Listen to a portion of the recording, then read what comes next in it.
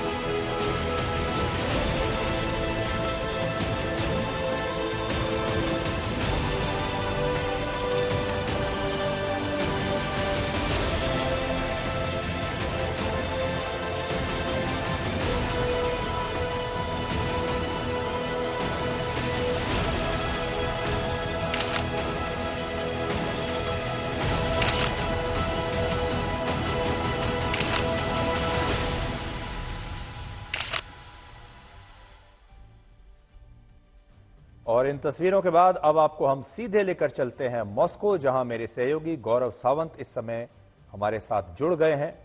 और गौरव से हम पूछते हैं, गौरव, प्रधानमंत्री मोदी की ये जो यात्रा है इसकी कुछ खास बातें, कुछ बड़ी बातें हमारे दर्शकों को आप सरल भाषा में बताइए।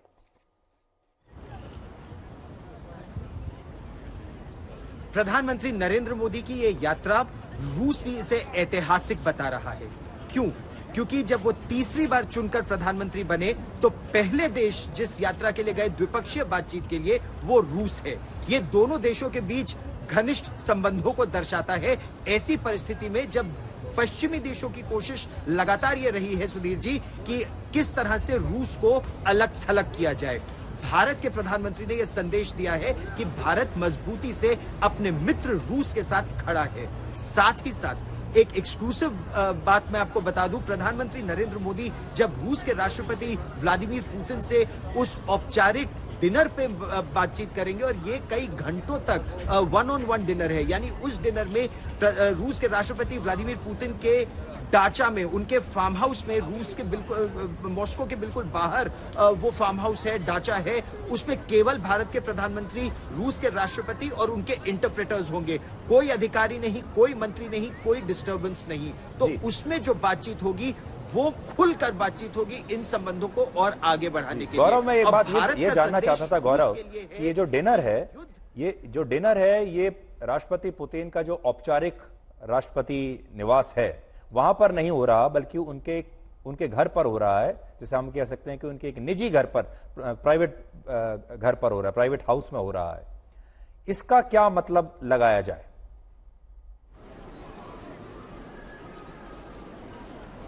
तो ये संदेश रूस के राष्ट्रपति न केवल भारत के प्रधानमंत्री को बल्कि प्रधानमंत्री मोदी उनके कितने घनिष्ठ मित्र हैं कि वो उन्हें अपने डाचा में, अपने फार्म हाउस में डिनर के लिए बुला रहे हैं, और केवल उन्हें और किसी अधिकारी को नहीं, किसी मंत्री को नहीं, ताकि दो मित्रों के बीच खुलकर बातचीत हो बिना किसी संकोच के। केवल प्रधानमंत्री नरेंद्र मोदी, रूस के राष्ट्रपति व्लादिमीर पुतिन और उनके इंटरप्रेटर्स होंगे, क्योंकि प्रधानमंत्री नरेंद्र मोदी हिंदी में बातचीत करेंगे, रूस के राष्ट्रपति रूसी भाषा में बातचीत करेंगे, तो केवल उनके इंटरप्रेटर्स वहां पर होंगे, और उससे कल होने वाली औपचारिक बातचीत को दिशा और दशा दोनों मिलेगी। किस दिशा में दोनों यानी राष्ट्रपति पुतिन और प्रधानमंत्री मोदी इस संबंध को आगे ले जाना चाहते हैं, वो आज रात तय हो जाएगा, और बहुत महत्वपूर्ण बातें इससे निकल कर आएंगी। इस बैठक में, इस यात्रा में लगभग 8 घंटों तक प्रधानमंत्री नरेंद्र मोदी और रूस के राष्ट्रपति व्लादिमीर पुतिन एक साथ होंगे।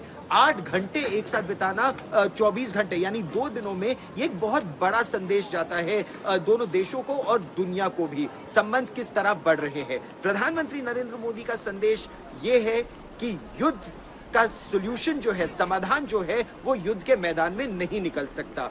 ये बहुत स्पष्ट है। तो ये समाधान केवल शांतिप्रिय तरीके से बातचीत के जरिए निकल सकता है, और न केवल भारत बल्कि जितने विकासशील देश हैं, ग्लोबल साउथ, उनकी कोशिश यही है कि बातचीत के जरिए हल निकले, ताकि जो समस्या, चाहे ईंधन की समस्या हो, फर्टिलाइजर्स की समस्या हो, खाने की समस्या हो, गेहूं और अनाज की समस्या हो, जो दुनिया को इस युद्ध की वजह से हो रही है, वो विकासशील देशों पर कम से कम असर हो।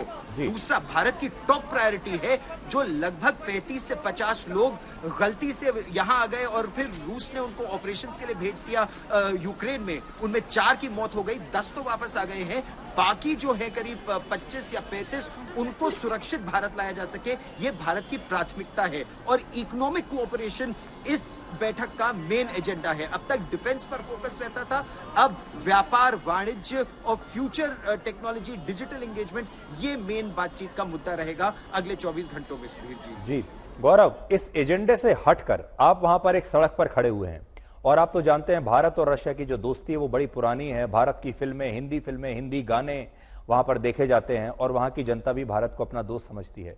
आज जब आप वहां पर गए हैं, आम जनता के साथ जो आपका एक इंटरेक्शन हुआ है, जो वहां के लोग हैं जो आपको मिले होंगे, वो आज के भारत के बारे में क्या सोचते हैं, और क्या वो दोस्ती जो पहले सड़कों पर दिखाई देती थी, क्या आज भी वो आपको दिखाई दी?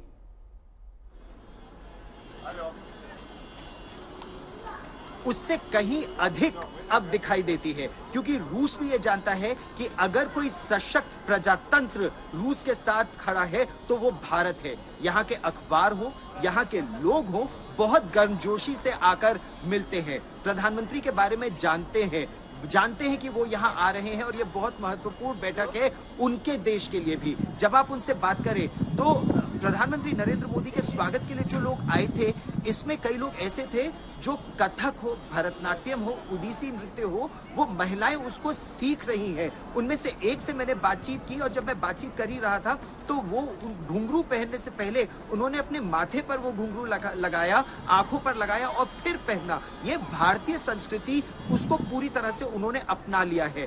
भारत उनका एक बहुत फेवरेट ट्रैवल डेस्टिनेशन है, न केवल गोवा बल्कि हिमाचल प्रदेश, और अब भारत के कई और भागों में वो जाना चाहते हैं। 50 और 60 के दशक में इंडोलॉजिस्ट बहुत भारत आए और बने, यानी जो भारत की संस्कृति, इतिहास के बारे में जानते थे। नई पीढ़ी बॉलीवुड से भी जुड़ रही है, हिंदी फिल्मों के, हिंदी डांसेस हो, और भारत को और जानना चाहते हैं, करीब आना चाहते हैं। आत्मीयता भारत के प्रति बहुत है यहाँ के लोगों में। जी गौरव, आपका बहुत बहुत शुक्रिया इस पूरी जानकारी के लिए। तो अब आपको दोनों दोस्तों के बारे में बताते हैं। 2 दोस्त, राष्ट्रपति पुतिन 71 वर्ष के हैं, प्रधानमंत्री मोदी 73 वर्ष के हैं, यानी उम्र में लगभग एक दूसरे के बराबर हैं। प्रधानमंत्री मोदी शायद 1.5 से 2 साल उनसे बड़े होंगे। और दोनों नेताओं में सबसे बड़ी समानता यह है कि राष्ट्रपति पुतिन पिछले 24 वर्षों से रशिया की सत्ता पर काबिज हैं, जिसमें वो वर्ष 2000 से 2008 तक रशिया के राष्ट्रपति रहे, फिर 2008 से 2012 तक प्रधानमंत्री रहे, और अब 2012 से अब तक वो रशिया के राष्ट्रपति हैं। जबकि प्रधानमंत्री मोदी वर्ष 2014 से लगातार भारत के प्रधानमंत्री हैं, और दोनों नेताओं ने अपने अपने देशों की सत्ता में लंबे समय तक रहने का रिकॉर्ड बनाया है। इसी साल राष्ट्रपति पुतिन चुनाव जीतकर दोबारा से आए हैं और इसी साल प्रधानमंत्री मोदी भी चुनाव जीतकर तीसरी बार भारत के प्रधानमंत्री बने हैं। ऐसे समय में ये दोनों नेता लगातार अपने देश का नेतृत्व कर रहे हैं, जहां बाकी के देशों में एक टर्म के बाद वोटर बदलाव चाहने लगते हैं, 5 साल के बाद वोटर थक जाते हैं। जहां नेताओं के लिए एक बार के प्रधानमंत्री या राष्ट्रपति बनने के बाद दोबारा प्रधानमंत्री बनना बहुत मुश्किल काम है। आप देख लीजिए, ब्रिटेन देख लीजिए, आप फ्रांस देख लीजिए, बाकी के देश देख लीजिए, आपको वहां ऐसा स्थायित्व नजर नहीं आएगा। इसलिए इन दोनों नेताओं में, इन दोनों दोस्तों में खास बात यह है, दोनों अपने अपने देशों में बहुत स्थायी है, स्टेबल है और लोकप्रिय है। दोनों चुनाव जीत कर आए हैं। प्रधानमंत्री नरेंद्र मोदी और रशिया के राष्ट्रपति पुतिन ने इस बायलेटरल समिट के लिए 9 जुलाई का जो दिन चुना है, उस पर पूरी दुनिया में बहस हो रही है। देखिए 9 जुलाई क्यों चुना, इसके पीछे भी कहानी है। यह मुलाकात 9 जुलाई को मॉस्को में उस समय होगी जब अमेरिका की राजधानी वॉशिंगटन डीसी में नेटो का समिट चल रहा होगा। यानी एक तरफ ये दोनों नेता मिल रहे होंगे और दूसरी तरफ पुतिन के दुश्मन नेटो देश वॉशिंगटन डीसी में मिल रहे होंगे। और यही वजह है कि पश्चिमी देश प्रधानमंत्री मोदी और राष्ट्रपति पुतिन की इस द्विपक्षीय वार्ता से, इस बैठक से, इस मुलाकात से खुश नहीं है। और इसका कारण है इस बैठक की टाइमिंग। पिछले कुछ वर्षों में भारत और रशिया के बीच जितने भी द्विपक्षीय बैठकें हुई हैं, उनका आयोजन सितंबर से लेकर दिसंबर के बीच भी होता रहा है। जो 21वां बायलेटरल समिट है वो दिसंबर 2021 में हुआ था। 20वां समिट सितंबर 2019 में हुआ था।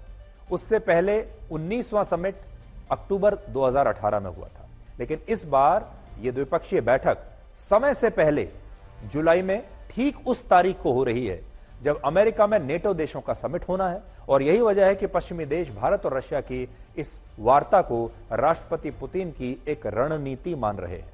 असल में नेटो पश्चिमी देशों का वही सैन्य संगठन है जिसके कारण रशिया और यूक्रेन के बीच युद्ध शुरू हुआ था। और इस संगठन में कौन कौन है देखिए, America, Britain, Canada, France, Germany और पोलैंड समेत कुल मिलाकर 32 देश हैं। बहुत बड़ा यह संगठन है। और बड़ी बात यह है कि नेटो देश यूक्रेन को अपने इसी संगठन का हिस्सा बनाने पर विचार कर रहे थे। और अगर ऐसा हो जाता तो यूक्रेन पर हुआ कोई भी हमला पूरे नेटो देशों पर हुआ हमला माना जाता, जिसकी वजह से राष्ट्रपति पुतिन ने उस समय नेटो देशों का विरोध किया और यूक्रेन पर हमला करके युद्ध शुरू उन्होंने कर दिया था। और आज भी जब अमेरिका में नेटो देशों का समिट होने वाला है, तब इस समिट का सबसे बड़ा एजेंडा रशिया और यूक्रेन का युद्ध है। और क्योंकि इस समिट के दिन ही प्रधानमंत्री मोदी और व्लादिमीर पुतिन के बीच मॉस्को में ये बैठक होने वाली है, इसलिए इस बैठक की टाइमिंग पर बड़ी बहस है। जैसा मैंने आपको बताया, एक तरफ ये बैठक चल रही होगी दोनों नेताओं की और दूसरी तरफ पुतिन के जो कट्टर दुश्मन है 32 देश, वो आपस में वॉशिंगटन डीसी में बैठकर यह रणनीति बना रहे होंगे कि कैसे पुतिन को कमजोर करना है। लेकिन क्योंकि दुनिया का सबसे बड़ा लोकतांत्रिक देश भारत और वहां का सबसे बड़ा नेता और प्रधानमंत्री इस समय पुतिन के साथ बैठा होगा, यानी प्रधानमंत्री मोदी उनके साथ होंगे, इसलिए पश्चिमी देशों को ये तस्वीरें बहुत अखरेंगी, उन्हें पसंद नहीं आएंगी। पिछले 2 वर्षों में पश्चिमी देशों ने रशिया को दुनिया से अलग थलग करने की बहुत कोशिशें की। उस पर 16,500 से ज्यादा अलग अलग प्रतिबंध लगाए। लेकिन इस सब के बावजूद इन प्रतिबंधों से रशिया का कोई नुकसान नहीं हुआ। कैसे नहीं हुआ देखिए, 16,500 प्रतिबंधों के बावजूद आज रशिया का जीडीपी ग्रोथ रेट पश्चिमी देशों के जीडीपी ग्रोथ रेट से कहीं ज्यादा है। पिछले वित्त वर्ष में रशिया का जीडीपी ग्रोथ रेट 3.6% था, जबकि रशिया पर आर्थिक प्रतिबंध लगाने वाले अमेरिका का जीडीपी ग्रोथ रेट 2.5% था। जर्मनी का -0.3%, ब्रिटेन का खुद का 0.1%, फ्रांस और इटली का 0.9% और रशिया के साथ व्यापार पर प्रतिबंध लगाने वाले जापान का जीडीपी ग्रोथ रेट 1.9% था सिर्फ। अब तक पश्चिमी देश दुनिया को यही कहकर डराते थे कि अगर उन्होंने इन पश्चिमी देशों की बात नहीं मानी, दुनिया के बाकी देशों ने, तो ये देश उस देश पर प्रतिबंध लगाकर उसे बर्बाद कर देंगे। लेकिन रशिया ने इन देशों की इन धमकियों को बेकार कर दिया। जिस वक्त रशिया पर 16,500 से ज्यादा प्रतिबंध लगे हैं, तब रशिया अपर मिडिल इनकम वाले देशों से हाई इनकम यानी अमीर देशों की सूची में आ गया है। रशिया में अब प्रति व्यक्ति सकल राष्ट्रीय आय भारतीय रुपयों में 11,90,000 रुपए पर पहुंच गई है। और जिस रशिया पर प्रतिबंध लगाकर पश्चिमी देश उसे बर्बाद करने का सपना देख रहे थे, वो रशिया आर्थिक रूप से अब और ज्यादा समृद्ध और संपन्न हो गया है। तो देखिए, वर्ल्ड बैंक की भी जो रिपोर्ट आती है उसने भी रशिया को उन देशों में डाल दिया है जहां की आय जो है लगातार बढ़ रही है, हाई इनकम वाले जो देश हैं उनमें रखा है। इससे यह स्पष्ट है कि पश्चिमी देशों के प्रतिबंधों का अब कोई ज्यादा महत्व और प्रभाव रह नहीं गया है, और जिन प्रतिबंधों से पश्चिमी देश दुनिया को डराने की कोशिश करते थे उनकी राष्ट्रपति व्लादिमीर पुतिन ने हवा निकाल कर रख दी है। इसके अलावा रशिया ने इस धारणा को भी तोड़ दिया कि जो देश युद्ध लड़ते हैं वो देश बर्बाद हो जाते हैं, गरीब हो जाते हैं, उनकी अर्थव्यवस्था डूब जाती है। रशिया इस समय युद्ध भी लड़ रहा है और दुनिया को सस्ती दरों पर कच्चा तेल भी बेच रहा है, लेकिन इसके बावजूद रशिया के लोग और अमीर हो रहे हैं, उनकी इनकम और बढ़ रही है और रशिया की अर्थव्यवस्था पश्चिमी देशों से ज्यादा अच्छा प्रदर्शन कर रही है। और इसके भी दो कारण है, ये भी समझिए। पहला ये कि आर्थिक प्रतिबंधों के बाद राष्ट्रपति पुतिन ने ऐसे देशों के साथ रशिया के व्यापार को बढ़ाया जो देश न्यूट्रल है, यानी तटस्थ है और किसी एक गुट का हिस्सा नहीं है, और इनमें भारत भी एक बहुत बड़ा देश है। इस समय भारत सबसे ज्यादा कच्चा तेल इराक, सऊदी अरब और यूएई से नहीं खरीद रहा, बल्कि सबसे ज्यादा कच्चा तेल हम रशिया से खरीद रहे हैं, और रशिया से यह तेल खरीदकर भारत ने अपने 1,08,000 करोड़ रुपए बचाए। दूसरा, रशिया ने आपदा को अवसर में बदलकर अपनी वॉर इंडस्ट्री को पुनर्जीवित किया और अब रशिया में लोगों को सबसे ज्यादा सैलरी सेना में मिल रही है। अब यह देखिए कि राष्ट्रपति पुतिन और प्रधानमंत्री मोदी के बीच जो द्विपक्षीय बातचीत होगी उसका एजेंडा क्या है। सस्ती दरों पर कच्चे तेल के आयात को लेकर बात होगी, S-400 मिसाइल सिस्टम की डिलीवरी में हुई देरी पर बात होगी, व्यापार के नए रूट्स पर कुछ बड़े ऐलान हो सकते हैं, और ये वही रूट्स हैं जो भारत के चेन्नई को रशिया से जोड़ता है, और ये सी रूट 10,000 किलोमीटर लंबा है जो दक्षिण चीन सागर से होकर गुजरेगा, और अगर ये रूट खुल गया तो भारत और रशिया के बीच अभी एक जहाज को पहुंचने में जो 40 दिन लगते हैं वो 24 दिन में वहां पहुंच जाएगा। प्रधानमंत्री मोदी का रशिया दौरा 3 कारणों से बहुत अहम है। पहला, रक्षा के क्षेत्र में दोनों के बीच सहयोग बढ़ेगा। दूसरा, यूक्रेन और रशिया युद्ध पर भारत का तटस्थ और निष्पक्ष रुख, और तीसरा, अमेरिका और रशिया के साथ रिश्तों में एक संतुलन। एक और महत्वपूर्ण बात यह कि राष्ट्रपति पुतिन एक नया ब्लॉक बना रहे हैं, और यह ब्लॉक क्या है आपने हाल के दिनों में देखा होगा, जिसमें इस ब्लॉक में कौन है? उत्तर कोरिया है, इसमें चीन है, और इन दोनों देशों को भी पश्चिमी देशों ने पहले से ही अलग थलग किया हुआ है। पश्चिमी देश इन्हें पसंद नहीं करते, लेकिन प्रधानमंत्री मोदी के साथ दोस्ती, यानी वो राष्ट्रपति पुतिन के अकेले ऐसे दोस्त हैं जिसके रिश्ते पश्चिमी देशों के साथ भी उतने ही अच्छे हैं और रशिया के साथ भी अच्छे हैं। और राष्ट्रपति पुतिन जानते हैं कि प्रधानमंत्री मोदी अकेले ऐसे नेता हैं जो पश्चिमी देशों और रशिया के बीच एक पुल का काम कर सकते हैं, यानी एक सेतु का काम कर सकते हैं, क्योंकि प्रधानमंत्री मोदी की जो पहुंच है वो जितनी रशिया के साथ है उतनी ही अमेरिका के साथ भी है, उतनी ही पश्चिमी देशों के साथ भी है। इसलिए एक बहुत बड़ा राष्ट्रपति पुतिन के लिए एक फायदे का सौदा होगा कि ऐसे मौके पर जब नेटो के देश बैठक कर रहे हैं, उनके साथ दुनिया के सबसे बड़े लोकतंत्र के चुने हुए प्रधानमंत्री नरेंद्र मोदी बैठे होंगे। ये पूरी दुनिया के लिए एक संदेश है।